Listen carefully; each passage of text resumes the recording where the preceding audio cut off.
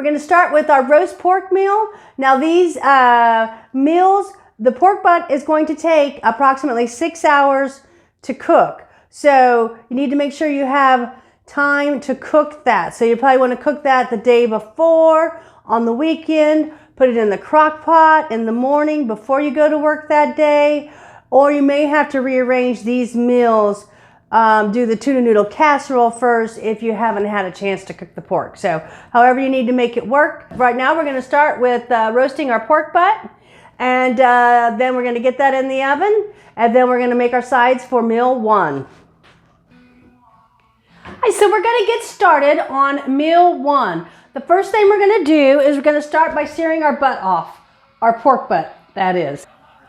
Now I've got my pan getting smoking hot here, and I'm going to sprinkle some of this barbecue rub on it. I've got barbecue rub, kosher salt, and brown sugar.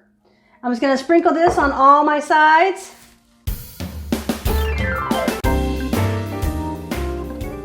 All right, when we get that all rubbed down, we're going to place it into our hot pan. We're going to do it the skin side, the fat side, down, okay?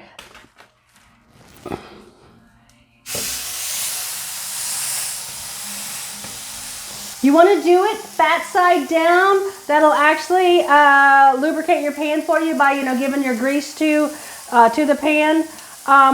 Also, whenever you go to bake it now, it'll be fat side up, okay? So we can brown it fat side down first, but when we go to bake it, you're gonna want fat side up. That way all your juices will run off and it will coat it as it bakes. We're gonna just brown this on all the sides, all your exterior edges here.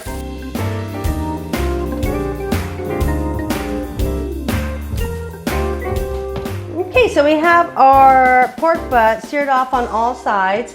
Now we're just going to add our homemade stock in here. If you don't have homemade stock, you can just add regular canned chicken broth, or you can even just cover it with water. But you need to season up whatever you add for liquid into here.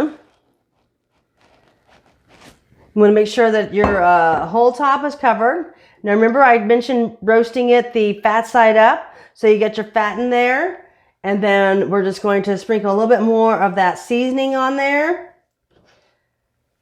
I'm going to bring this up to a boil, and then I'm going to pop it down in the oven. So when your pork is getting close to done, you'll want to prepare the rest of the sides for this meal. We're going to do some whipped sweet potatoes, coleslaw, and some corn muffins. All right, so I've got my sweet potatoes here. I just washed them real good, peeled them. I do peel my sweet potatoes. And then I just diced them up, covered them with some cold water. I'm going to get those on to boil. All right, next we're going to make our cornbread muffins. You could just buy any box or bag of mix that you would like. Just make it according to the package directions. And then we're going to lay out cupcake liners if you have them. If you don't worry about it. You can just make them without the liners. We'll do a little spray. We're going to fill them up 2/3 of the way full and pop those in the oven.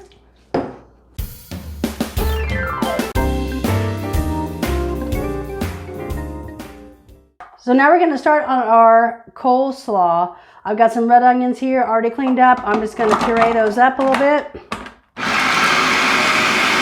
Add a little bit of our red wine vinegar in there.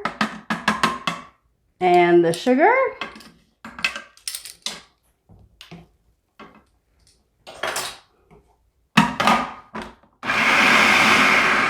Put our mayonnaise in there. And then we want to buzz this until it's pureed throughout so you don't have big bites of onion in there.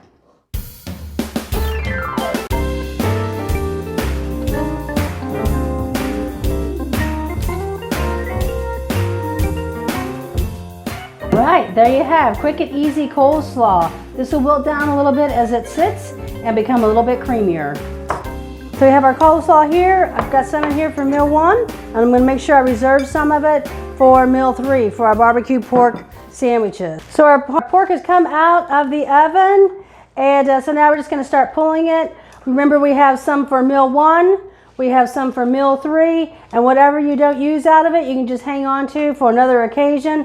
You can use it this week, or you can pop it in the freezer and use it later on, bring it out another time and make another batch of barbecue pork for a picnic or something. You want to leave some of the fat in there if you want, you can. If not, take all the fat out. But there you have the roasted pork. Next, I'm going to whip up my sweet potatoes. I cooked those all the way through. I've strained them. You can add in some half and half. If you don't have any half and half left over, you could just add in regular milk. Some salt and pepper. Nutmeg and butter. If you don't have nutmeg, don't worry about it. If you have cinnamon, that would be fine too. If not, the butter, the salt, pepper, and the cream or milk will be just fine.